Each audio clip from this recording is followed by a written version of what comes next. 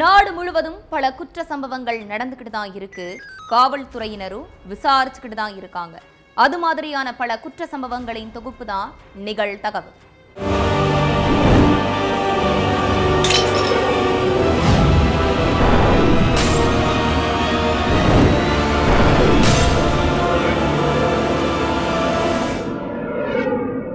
நிகழ்தகவு. பாழடைந்த கட்டிடத்திற்குள் மது விருந்து. தலைக்கேறிய மது போதையில் மகிழ்ச்சியில் குதூகலித்த நண்பர்கள்.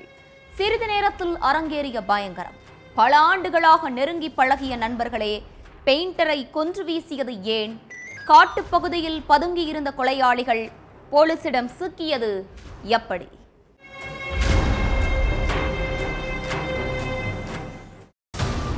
பல வருஷமா பூட்டியே கிடக்கிற இரும்பு தொழிற்சாலை பக்கம் காலங்காத்தால ஒருத்தர் வாக்கிங் போயிருக்காரு. அப்போ வழக்கத்துக்கு மாறா அங்க துர்நாற்றம் வீசி இருக்கு. அது மட்டுமில்ல, அங்கங்க ரத்தக்கரை இருந்திருக்கு. இதெல்லாம் பார்த்து சந்தேகம் அடைஞ்ச அந்த நபர் தொழிற்சாலைக்கு உள்ள போய் பார்த்தப்போ அங்க ரத்த வெள்ளத்துல இளைஞர் சடலம் ஒண்ணு கிடந்திருக்கு. தகவல் தெரிஞ்சு சம்பவ இடத்துக்கு போன போலீஸ் கொல்லப்பட்டது யாரு என்னன்னு விசாரணையில இறங்கினாங்க. அப்பதான் அது மாதாவரம் அண்ணா நகர் பகுதியை சேர்ந்த சந்துருங்கிறது தெரிய வந்திருக்கு. அவரை கொலை பண்ணது யாருன்னு கண்டுபிடிக்கிறதுக்காக போலீஸ் அந்த ஏரியாவில் உள்ள சிசிடிவி காட்சிகளை ஆய்வு பண்ணியிருக்காங்க. அதுல சந்துரு அவருடைய நெருங்கின நண்பர்கள் கூட நைட் நேரம் மது பாட்டிலோட போன காட்சிகள் பதிவாகி இருந்திருக்கு. அதுக்கப்புறம் அந்த சிசிடிவி காட்சிகள்ல பதிவான சந்துருவுடைய நண்பர்களை ஒரு சிலரை பிடிச்சு போலீஸ் விசாரிச்சிருக்காங்க. அந்த விசாரணையில தான் சந்துருவுடைய கொலைக்கு காரணம் என்னங்கிறது தெரிய வந்திருக்கு.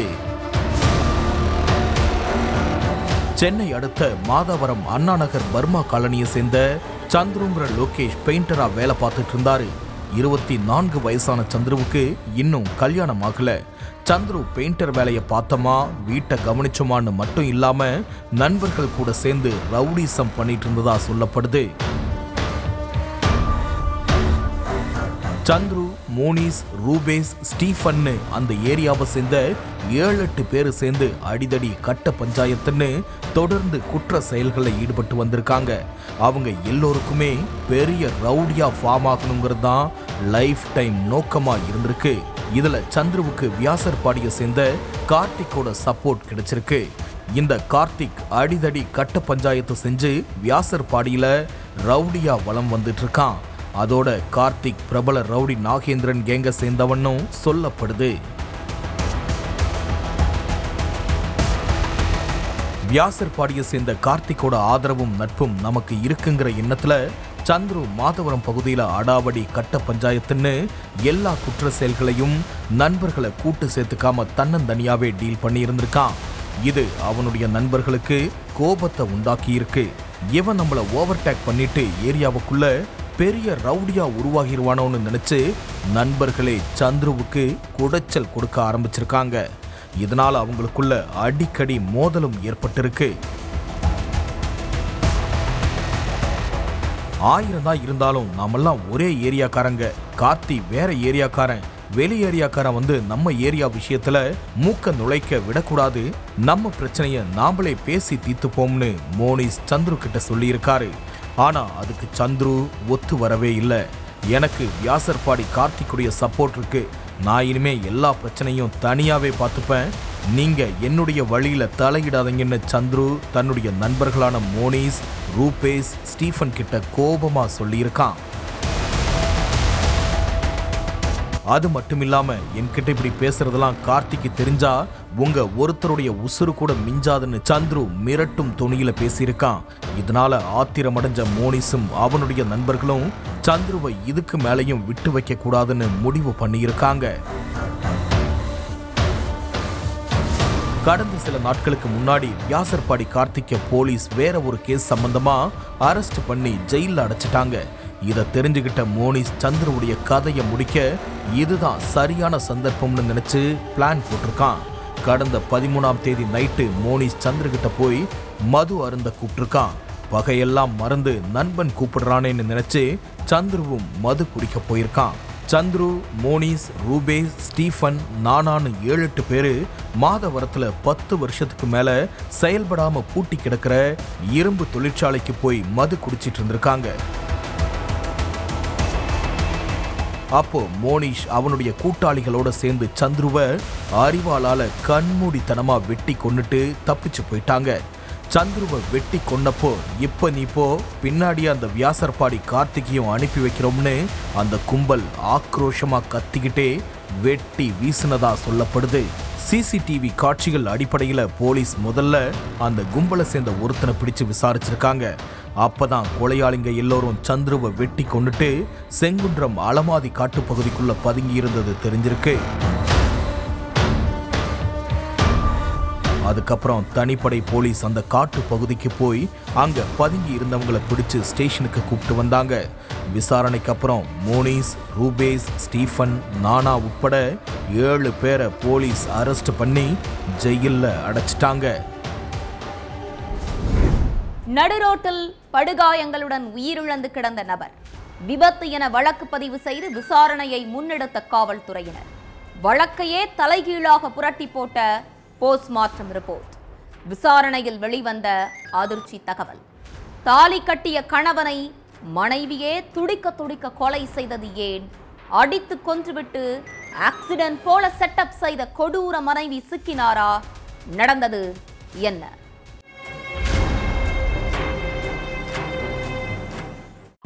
பாதப்பட்டினம் பகுதியில் ஒருத்தர் ஆக்சிடென்ட் ஆகி உயிரிழந்து கிடக்கிறதா அந்த வழியா போனவங்க போலீஸுக்கு தகவல் சொல்லியிருக்காங்க. உடனே காவலர்கள் ஸ்பாட்டுக்கு போய் பார்த்தப்போ பைக் ஒரு பக்கம் கிடந்திருக்கு. பலத்த காயத்தோட 35 வயது மதிக்கத்தக்க நபர் ஒருத்தர் இறந்து கிடந்திருக்காரு. நைட்டு நேரத்தில் அந்த வழியா போன கார் பைக் மேல மோதிட்டு நிக்காம போயிருக்கணும். அதனால தான் பைக்கில் வந்தவர் இறந்து போயிட்டாருன்னு சொல்லியிருக்காங்க. இறந்து கிடந்தது யாரு என்னன்னு விசாரிச்சப்பதான் அவர் ஸ்ரீகாக்குளம் கிராமத்தை சேர்ந்த நல்லி ராஜுங்கிறது தெரிய வந்துச்சு. வேலையை முடிச்சுட்டு 2 வீலர்ல வீட்டுக்கு போயிட்டு இருக்கும்போது ஸ்பீடா வந்த கார் பைக் ஏதாவது மோதினதுல தான் நல்லி ராஜுடைய உயிர் பிரிஞ்சிருக்கும்னு போலீஸ் நினைச்சாங்க. அதுக்கு பிறகு நல்லி ராஜுடைய சடலத்தை கைப்பற்றி போஸ்ட்மார்ட்டத்துக்கு அனுப்பி வச்சாங்க. கணவன் ஆக்சிடென்டால உயிரிழந்த விஷயம் கேட்டு ஹாஸ்பிட்டலுக்கு வந்த மனைவி மௌனிகா கதறி அழுதுருக்காங்க. விபத்து வழக்கு பதிவு செஞ்ச போலீஸ்காரங்க பைக் மேல மோதினது காரா பைக்கான்னு தேடிட்டு இருந்தாங்க. இதுக்கு நடுவுல தான் போஸ்ட்மார்ட்டம் ரிப்போர்ட் வந்து கேஸ தலைகீழா புரட்டி போட்டிருக்கு. நல்லி ராஜுடைய உடம்புல ஆக்சிடென்டால ஏகப்பட்ட காயம் இருந்தாலும் அவருடைய உயிர் போறதுக்கு அது காரணம் இல்லைன்னும், யாரோ அவருக்கு தூக்க மாத்திரை கொடுத்து கழுத்தை நெரிச்சு தலையில இரும்பு கம்பியால அடிச்சிருக்காங்கன்னும், அதுல தான் நல்லி ராஜுடைய உயிர் பறி போயிருக்குன்னு போஸ்ட்மார்ட்டம் ரிப்போர்ட்ல தெளிவா இருந்திருக்கு. அதுக்கப்புறம் தான் வழக்க வேற கோணத்துல கையாள ஆரம்பிச்சாங்க போலீஸ். நல்லி ராஜுவை யார் தலையில் அடிச்சது, அவருக்கு என்ன ஆச்சுன்னு இப்படி ஏகப்பட்ட கேள்விகளுக்கு பதில் தேடி புலன் விசாரணையில இறங்கினாங்க. இந்த கேள்விகளுக்கெல்லாம் பதில் கிடைக்கணும்னா முதல்ல பைக் மேல மோதிட்டு நிக்காம போனது காரா பைக்கான்னு தெரிஞ்சாதான் நல்லி ராஜுவுக்கு என்ன நடந்துச்சுங்கிறது முழுசா தெரியும்னு முடிவு பண்ண போலீஸ் அந்த ஏரியாவில் உள்ள சிசிடிவி கேமராக்களை அலசி ஆராய்ஞ்சாங்க. அதுல நல்லி ராஜு மேல எந்த காரும் பைக்கும் மோதிட்டு போனதுக்கான தடயம் இல்லை. அதுக்கு மாறா ஒரு ஆணும் பெண்ணும் நல்லி ராஜுவை தூக்கிட்டு வந்து நடு ரோட்ல போட்டுட்டு போனது பதிவாகி இருந்துச்சு. அந்த சிசிடிவி கேமராவில் இருந்த பெண் யாருன்னு தெரிஞ்சதுக்கு அப்புறம் தான் இந்த கேஸ்ல ஒரு கிளாரிட்டியே கிடைச்சிருக்கு. ஆந்திர மாநிலம் ஸ்ரீகாக்குளம் பாதப்பட்டினம் கிராமத்தை சேர்ந்த நல்லி ராஜு மௌனிகா தம்பதிக்கு 2 மகன்கள் இருக்காங்க. வேலைக்கு எதுவும் போகாம வீட்டில் இருந்து கணவன் குழந்தைய கவனிச்சிட்டு இருந்த மௌனிகா கணவன் வேலைக்கு போனதுக்கு அப்புறம் இன்ஸ்டாகிராம்லயே மூழ்கி கிடந்திருக்காங்க. அப்போ இன்ஸ்டா மூலமா அதே கிராமத்தை சேர்ந்த உதயகுமாருங்கிற இளைஞருக்கும் மௌனிகாவுக்கும் பழக்கம் ஏற்பட்டிருக்கு. நார்மலா சேட் பண்ண ஆரம்பிச்ச 2 பேரும் நாட்கள் போக போக மணிக்கணக்கில் பேச ஆரம்பிச்சிட்டாங்க. அதுக்கப்புறம் போன் நம்பரை பரிமாறிக்கிட்ட 2 பேரும் ஒரு கட்டத்துல வீட்டு அட்ரஸையும் பரிமாறி நல்லி ராஜு வீட்டுல இல்லாத நேரத்துல மௌனிகாவை பார்க்க அடிக்கடி வந்து போயிருக்கான் உதயகுமார். மௌனிகாவுடைய அன்பும் பாசமும் தனக்கு மட்டும்தான் கிடைக்கணும், அதுவும் கடைசி வரை கிடைக்கணும்னு ஆசைப்பட்டிருக்கான். மௌனிகாவும் உதயகுமார் கூட தன்னுடைய வாழ்க்கையை கழிக்கணும்னு முடிவு பண்ணியிருக்காங்க. ஒரு கட்டத்துல மனைவிக்கு உதய் கூட தகாத உறவு இருக்கிற விஷயம் நல்லி ராஜுவுக்கு தெரிய வந்து வீட்டுல பெரிய பிரளயமே வெடிச்சிருக்குது.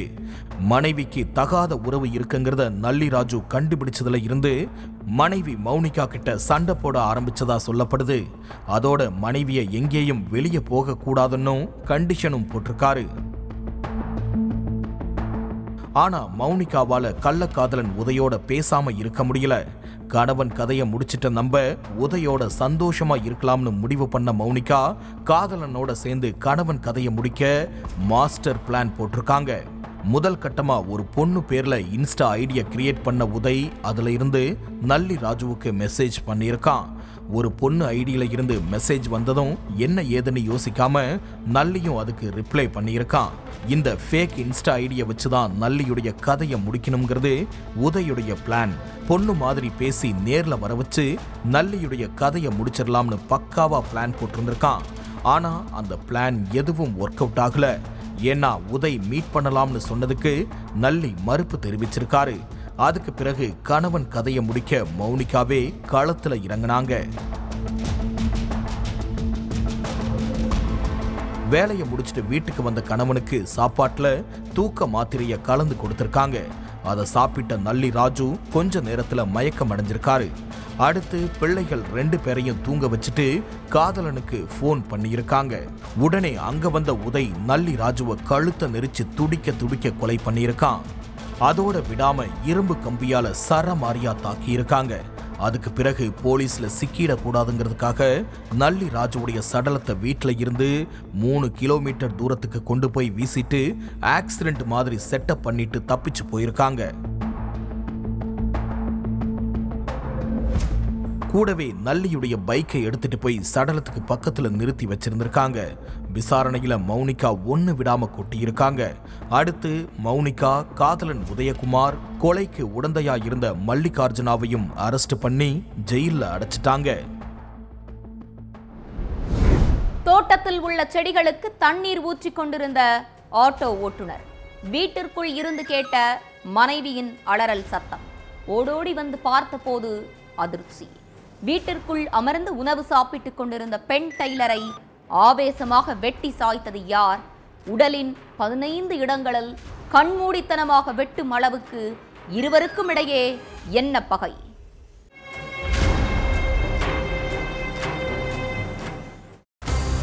வீட்டுக்கு பின்னாடி உள்ள தோட்டத்துல செடிகளுக்கு தண்ணி ஊத்திட்டு இருந்தாரு ஆட்டோ டிரைவர் கோபாலகிருஷ்ணன். அப்போ வீட்டுக்குள்ள இருந்த அவருடைய மனைவி திடீர்னு காப்பாத்துங்கன்னு சொல்லி கத்தி கூச்சல் போட்டிருக்காங்க. மனைவியுடைய அலறல் சத்தத்தை கேட்டு பதறி போன கணவர் தோட்டத்துல இருந்து வேகமா வீட்டுக்குள்ள ஓடி போய் பார்த்திருக்காரு. அப்போ கையில அரிவாளோட ஒருத்தன் அங்கிருந்து தப்பிச்சு ஓடி இருக்கான். மனைவி ஸ்டெல்லா பாய் ரத்த வெள்ளத்துல உயிருக்கு போராடிட்டு இருந்தாங்க.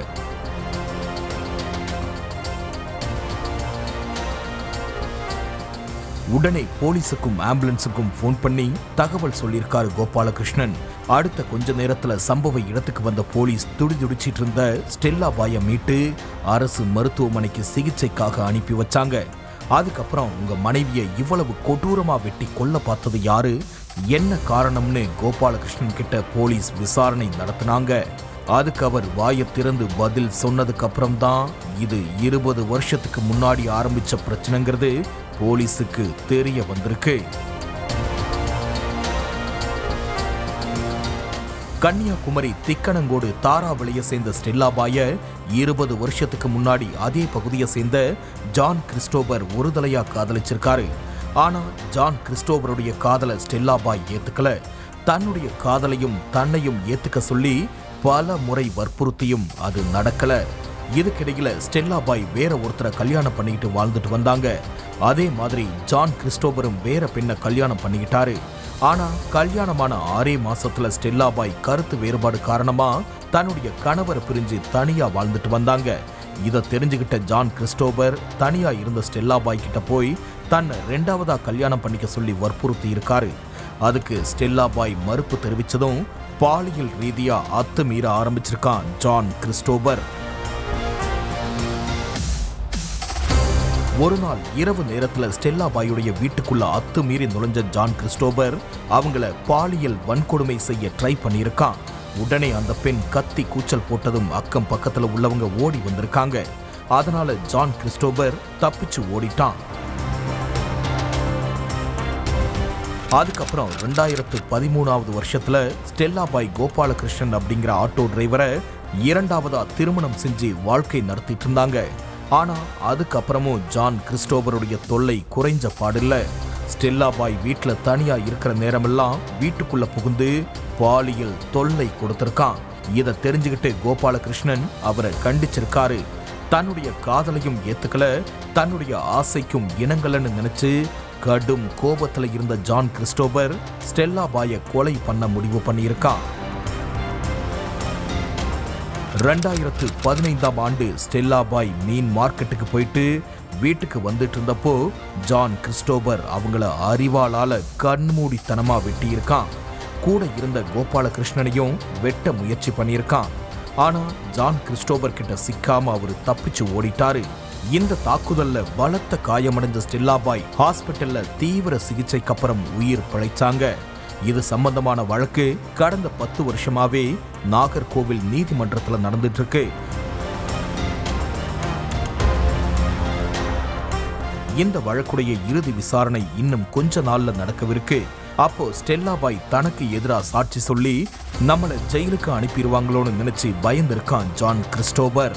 நாம ஜெயிலுக்கு போக கூடாதுன்னா ஸ்டெல்லா பாய் உயிரோட இருக்க கூடாதுன்னு முடிவு பண்ண ஜான் கிறிஸ்டோபர் ஸ்டெல்லா பாய் வீட்டுக்குள்ள சாப்பிட்டுட்டு இருந்தப்போ உடல்ல 15 இடங்கள்ல கண்மூடித்தனமா வெட்டி சாச்சிருக்கான்.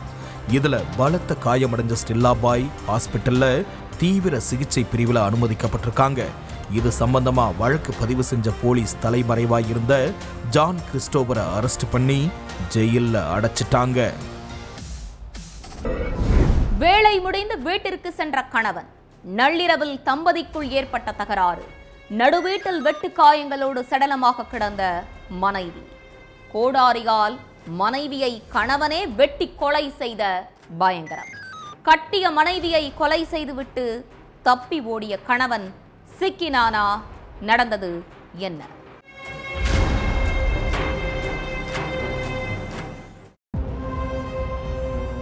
மகள் பின்சிக்கு ஊர்ல உள்ள அவங்க அம்மா போன் பண்ணி இருந்திருக்காங்க. பின்சி அந்த போனை எடுக்கவே இல்லை. சரி, மகள் ஏதோ வேலையா இருப்பா, முடிச்சிட்டு கால் பண்ணுவான்னு நினைச்சிருக்காங்க. ஆனா மறுநாளாகியும் பின்சி கிட்ட இருந்து எந்த காலுமே வரல. அதனால பதற்றமான தாய் மகளுடைய பக்கத்து வீட்டுல உள்ள ஒரு பொண்ணுக்கு போன் பண்ணியிருக்காங்க. பின்சிக்கு நேத்துல இருந்து போன் பண்றேன், போனை எடுக்கவே மாட்டேங்கிறா, என்ன ஏதுன்னு போய் பாருமான்னு சொல்லவே அந்த பொண்ணும் பின்சி வீட்டுக்கு போய் பார்த்திருக்காங்க. அப்போ பின்சி தன்னுடைய ரூம்ல ரத்த வெள்ளத்துல கொடூரமான முறையில உயிரிழந்து கிடந்திருக்காங்க. அந்த கோரத்தை பார்த்ததும் கதிகலங்கி போன பக்கத்து வீட்டு பெண் பின்சியுடைய அம்மா கிட்ட பதற்றத்தோட சொல்லியிருக்காங்க. அடுத்து ஊர்ல இருந்து பதறி அடிச்சிட்டு வந்தவங்க மகள் ரத்த வெள்ளத்துல கிடக்கிறத பார்த்து நொறுங்கி போயிட்டாங்க. அதுக்கு பிறகு சம்பவ இடத்துக்கு வந்த போலீஸ் பின்சி சடலத்தை கைப்பற்றி விசாரணைய ஆரம்பிச்சாங்க.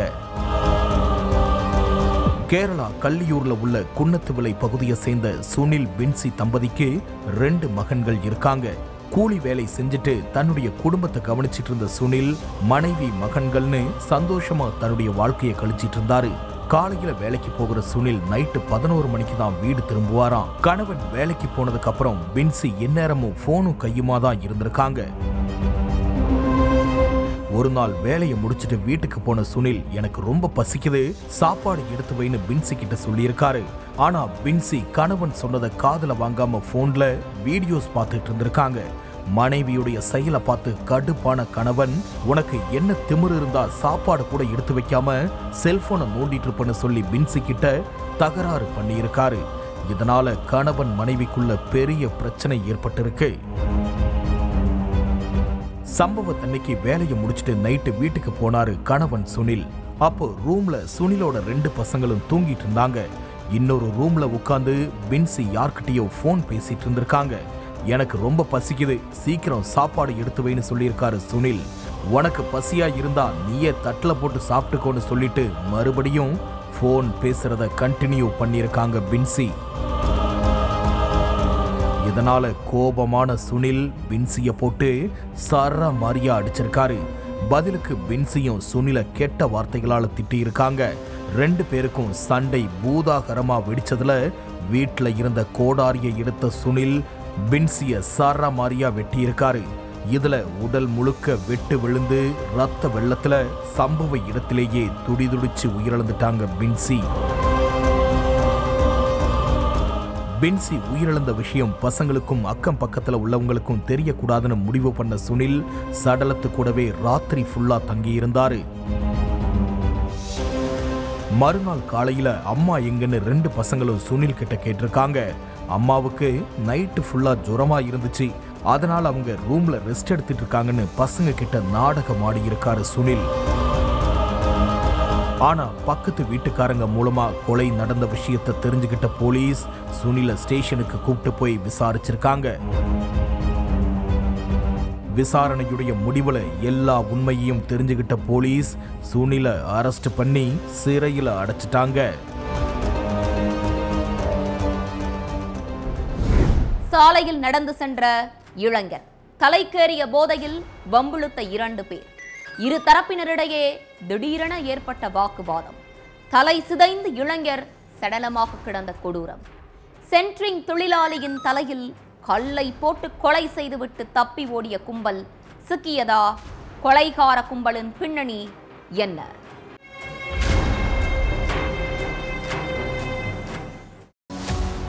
நள்ளிரவு நேரத்துல காடையாம்பட்டி பகுதியே கும்மிருட்டா இருந்திருக்கு. அப்போ இளைஞர் ஜோசப் ரோட்ல நடந்து போயிட்டு இருந்தாரு. அந்த நேரத்துல குடி போதையில அங்கிருந்த ஜார்ஜ், சத்யராஜனுங்கிற 2 பேரு ஜோசப் கிட்ட வாக்குவாதம் பண்ணி இருக்காங்க. ஜோசப் சுதாரிக்கிறதுக்குள்ள அவரை சரமாரியா அடிச்சு நிலை குலைய வச்ச 2 பேரும் கீழே கிடந்த கல்லை எடுத்து அவர் தலையில போட்டுட்டாங்க. இதுல தலை சிதைஞ்சு போய் சம்பவ இடத்திலேயே உயிரிழந்துட்டாரு ஜோசப். இந்த விஷயத்தை தெரிஞ்சுக்கிட்டு ஸ்பாட்டுக்கு போன போலீஸ் சடலத்தை மீட்டு போஸ்ட் மார்ட்டத்துக்கு அனுப்பி வச்சாங்க.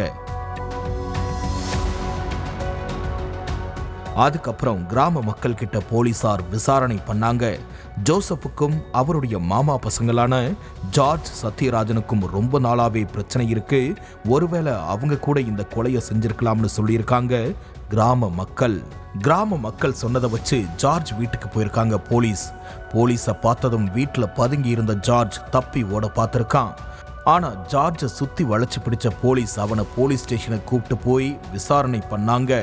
அதுல தான் ஜோசப் ஏன் கொலை செய்யப்பட்டார், என்ன காரணம் அப்படிங்கிறது எல்லா விஷயமும் வெளியில வந்துச்சு. சேலத்துல உள்ள காடையாம்பட்டியை சேர்ந்த லில்லி புஷ்பத்தோடைய மகன் ஜோசப் சென்ட்ரிங் வேலை செஞ்சுக்கிட்டு தன்னுடைய தாய் தந்தையை கவனிச்சிட்டு இருந்திருக்காரு ஜோசப். கொஞ்ச நாளைக்கு முன்னாடி லில்லி புஷ்பத்தோட அம்மா தன்னுடைய மகள் பேர்ல 4 ஏக்கர் நிலத்தை எழுதி வச்சிருக்காங்க. அதுல ஜோசப் விவசாயம் செஞ்சிட்டு இருந்ததா கூறப்படுது. இதுக்கிடையில லில்லி புஷ்பத்தோட அண்ணன்களின் மகன்களான ஜார்ஜும் சத்யராஜனும் 4 ஏக்கர் நிலத்துல எங்களுக்கும் பங்கு இருக்குன்னு சொல்லி ஜோசப் கிட்ட சண்டை போட்டிருக்காங்க.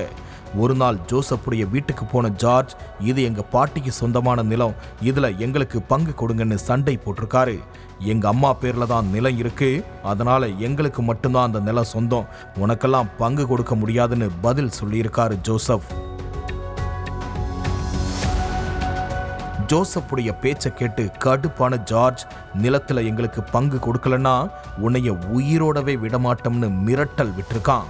இதனால 2 பேருக்கும் இடையில கை கலப்பு ஏற்பட்டிருக்கு. அப்போ அங்கிருந்த பொதுமக்கள் 2 பேரையும் சமாதானப்படுத்தி விலக்கி விட்டிருக்காங்க. சம்பவத்தன்னைக்கு ஜார்ஜ் வீட்டு வழியா நடந்து போயிட்டு இருந்தாரு ஜோசப். அப்போ வீட்டு வாசல்ல உட்கார்ந்து ஜார்ஜும் சத்யராஜனும் மது குடிச்சிட்டு இருந்திருக்காங்க. ஜோசப் வர்றதை பார்த்து 2 பேரும் அவர்கிட்ட பிரச்சனை பண்ணியிருக்காங்க. உனக்கு என்ன தைரியம் இருந்தா நிலத்துல எங்களுக்கு பங்கு கொடுக்காம எங்க வீட்டு வழியாவே நடந்து போவன்னு வம்பிழுத்திருக்கான் ஜார்ஜ். அதுக்கு ஜோசப் அவங்கள தகாத வார்த்தைகளால திட்டிட்டு அங்கிருந்து விறுவிறுன்னு நடந்து போயிருக்காரு. இதை பார்த்து கடுப்பான 2 பேரும் ஜோசப்பை போட்டு சர மாரியா அடிச்சிருக்காங்க. வலி தாங்க முடியாத ஜோசப் சுருண்டு விழுந்திருக்காரு. அடுத்து கீழே கிடந்த கல்லை எடுத்த ஜார்ஜ் ஜோசப்புடைய தலையிலேயே போட்டதுல தலை சிதைஞ்சு சம்பவ இடத்திலேயே உயிரிழந்துட்டாரு ஜோசப். ஜோசப்பை கொன்னதுக்கு அப்புறம் ஜார்ஜ் தன்னுடைய வீட்டுக்கும் சத்யராஜன் பக்கத்து ஊருக்கும் போய் பதுங்கி இருந்திருக்காங்க. இந்த விஷயத்தை தெரிஞ்சுக்கிட்டு சம்பவ இடத்துக்கு போன போலீஸ் தீர விசாரிச்சு வீட்டுல பதுங்கி இருந்த ஜார்ஜை அரெஸ்ட் பண்ணிட்டாங்க. தலைமறைவா இருக்கிற சத்யராஜனை வலை வீசி தேடிக்கிட்டு இருக்காங்க. குடும்பத்துடன் முருகன் கோயிலுக்கு செல்வதற்கு தயாரான இளைஞர் வீட்டு வாசலில் நிர்வாணமாக நின்று பூஜை செய்த பக்கத்து வீட்டுக்காரர். வீட்டில் உறங்கிக் கொண்டிருந்த இளைஞரின் தலையில் அம்மிக்கல்லை போட்டு வெறியாட்டமாடிய அண்ணன் தம்பி. இளைஞரை வீடு புகுந்து கொடூரமாக தாக்கியது ஏன்? கொலை முயற்சிக்கான பின்னணி என்ன?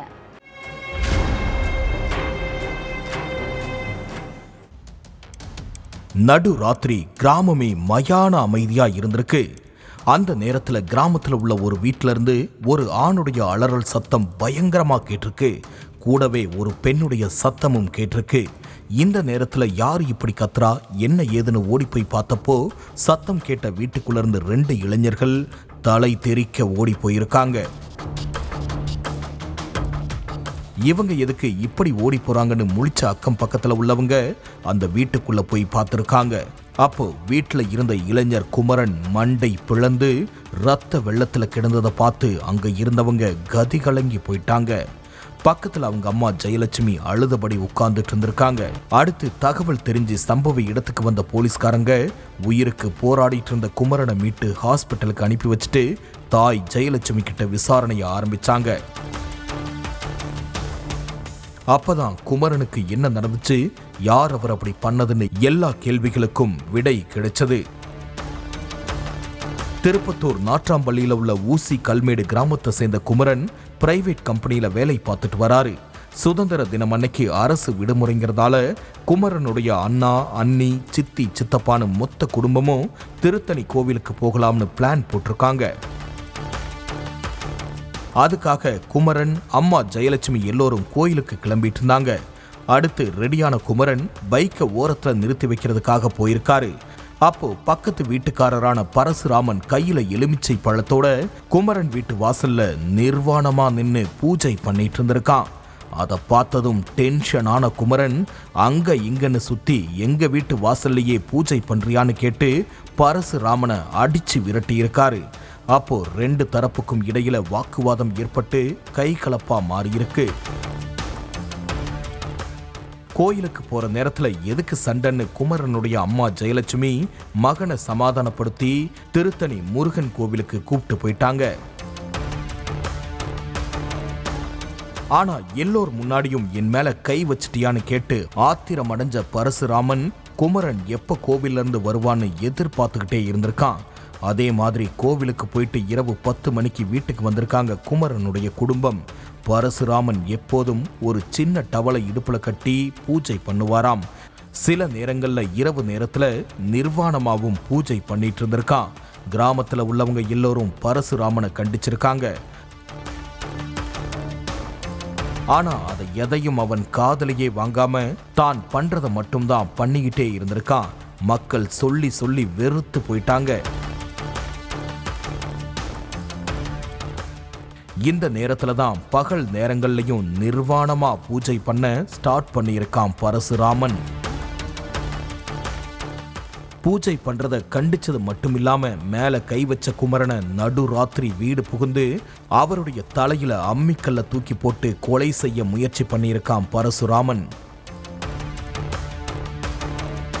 அப்போ ஜெயலட்சுமி குமரனுடைய அலறல் சத்தத்தை கேட்டு அக்கம் பக்கத்துல உள்ளவங்க ஓடி வர்றதை பார்த்து பரசுராமனும் கூட வந்த அவனுடைய தம்பி சாந்தகுமாரும் தப்பிச்சு போயிட்டாங்க.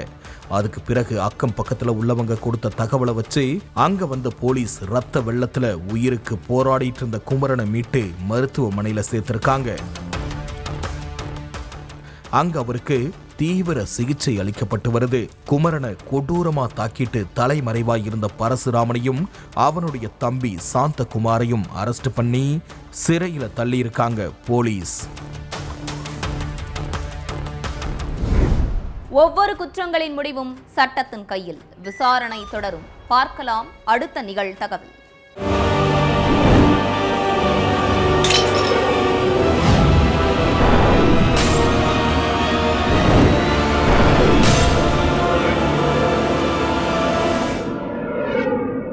நிகழ்தகவு.